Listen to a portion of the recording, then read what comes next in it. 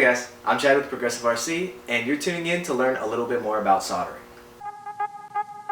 So that brings us into the next part, which is using the correct technique. Above all, you want to make sure that you're safe. Right, safety.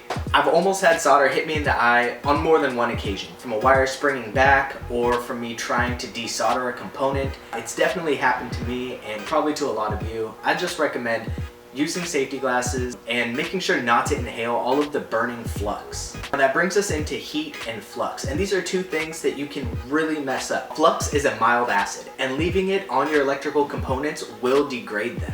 It's going to weaken your solder joints over a long period of time, and it just looks gross. Get yourself some rubbing alcohol and a toothbrush, and make sure to clean off the flux as soon as you're all done. Even if you didn't use flux and you're only using the rosin core solder, it will still have a lot of flux left over on it. I definitely recommend cleaning it all off. The final point, which is nearly the most important point, is heat. Now, we touched on wattage earlier, and wattage does not equal heat. Those are two different things, really important.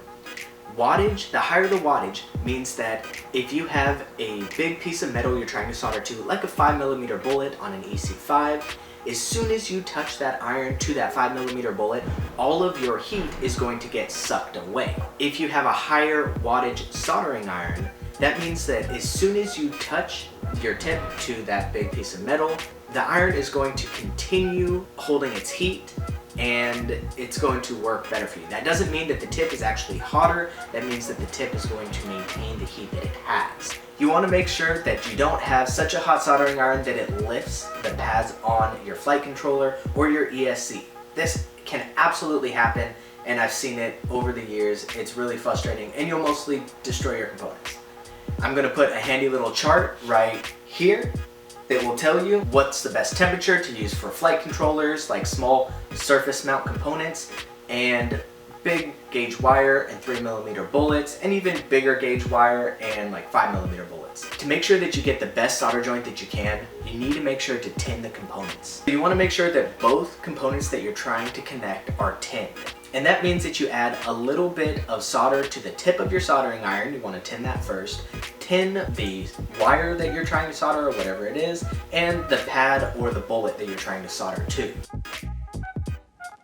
When it comes time to join the two together, go ahead and insert the wire, heat them up with the soldering iron, and let it cool.